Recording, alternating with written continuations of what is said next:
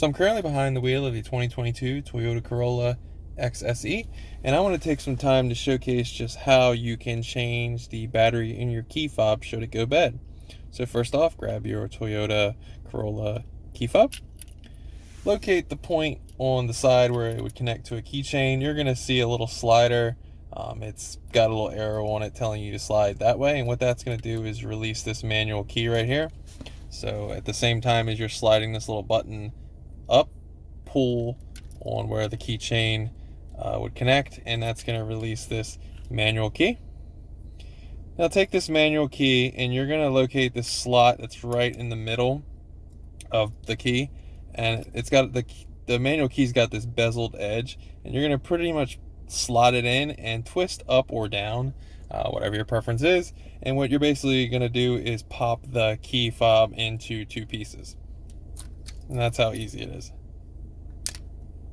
Now in the middle of the two pieces is the circuit board where the actual buttons are. You're just going to want to be gentle as you're kind of pulling this out. Put the little rubber plastic to the side, and then you have the circuit board. Now on the back of the circuit board reveals the battery. It is a Panasonic CR2032 battery. I'll put a link in the description below, which will showcase the cheapest place to get it, which of course is Amazon, but you can pick your brand pretty much if you want to get the Amazon version or whatever competitor. But basically you can pop this out with your finger, the key, whatever you need. Just whenever you put the battery back, try not to touch the opposite side of the text with the oils of your finger, because it will diminish the life of your battery, and you'll have to do this all over again a lot sooner.